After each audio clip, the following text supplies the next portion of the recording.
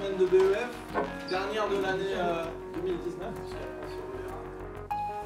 Vous avez vu l'organisation de la semaine, mon passage pédagogique, c'est affiché. L'emploi du temps, il est là. Le BEF est un diplôme de niveau 5, qui est l'équivalent d'un bac plus 2, qui se situe entre la formation du BMF, le brevet de moniteur de football, qui est le premier diplôme à titre professionnel qui permet d'enseigner contre rémunération, et entre le DES, diplôme d'état supérieur, qui se déroule à Clairefontaine. Le brevet d'entraîneur de football s'adresse à des éducateurs qui coachent au niveau régional. Les enseignements sont principalement basés sur la gestion de projets, notamment la gestion de projets sportifs. On a également du développement de projets sur les aspects de l'entraînement et de la compétition. Ces sessions hétérogènes font là aussi la richesse de l'enseignement. Les anciens pros ou les anciens bons joueurs amateurs permettent eux d'apporter leur connaissance du jeu, leur connaissance aussi de l'entraînement à travers l'analyse de leurs pratiques de joueurs, tandis que les stagiaires BMF qui eux maîtrisent davantage les principes pédagogiques, les méthodes, les procédés d'entraînement peuvent apporter d'autres choses. Cet échange nourrit forcément la formation. Ce qu'on voudrait avoir un club, pas avoir un profil type. On veut avoir un panel différent de façon à que chaque personne apporte sa pierre à l'édifice. Au sein de cette formation, toutes ces différences, je pense que c'est un enrichissement pour chacun d'entre nous. On a un groupe super homogène. Tout le monde joue le jeu et tout le monde tire dans le même sens. On vit bien ensemble, quoi. Voilà. Je pense que si on avait une équipe, on aurait pu voyager avec cette équipe-là. C'est vrai qu'au départ, tu te questionnes un peu parce que tu fais ça depuis 20 ans, 19 ans en professionnel et tu apprends de suite, dès la première semaine, des nouvelles choses. Tu te dis, tu es un petit peu dans l'entre-deux et puis tu comprends vite qu'en fait c'est tout à fait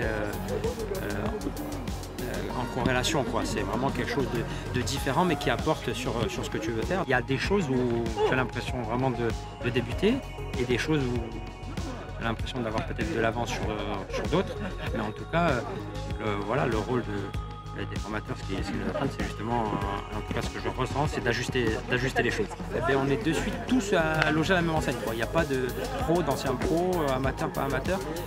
On est tous des futurs entraîneurs ou futurs éducateurs ou éducateurs en devenir et les barrières se cassent rapidement. Un des principes fondamentaux de la formation BEF, mais de la formation des éducateurs en général, c'est le principe d'alternance. C'est-à-dire qu'on va alterner les sessions de formation. Donc là, pour le BEF, 6 semaines de formation plus 1 semaine de certification. Donc dans les sessions de formation, on va mettre les stagiaires en situation sur le terrain. En tant qu'éducateur, on va les aider à s'analyser dans leurs pratiques, à problématiser leurs pratiques. Pour la première de la semaine, toujours content de vous retrouver. On va partir sur un exercice pour améliorer la création des espaces de jeu. Le candidat est tombé sur une thématique qui a été fixée à l'avance. On regarde la mise en place, déjà si sa mise en place correspond au thème qu'il doit traiter, comment il a organisé l'espace et si effectivement on retrouve les comportements attendus dans l'exercice. Ensuite on se concentre un petit peu sur sa pédagogie, sa méthode d'intervenir sur les cobayes, comment il a perçu le sujet, comment lui le traite, comment nous on le voit, pour qu'après dans le retour qu'on va faire avec le stagiaire, on puisse discuter, comprendre ce qu'il a compris en fait, et puis qu'un débat s'installe entre le stagiaire et les formateurs. La séance, son passage pédagogique est filmé, il y a un micro qui est branché sur la caméra, ce qui va lui permettre dans un débriefing ce soir ou demain, qu'il puisse revoir son passage et qu'on puisse avec lui débriefer de ce qu'il a fait.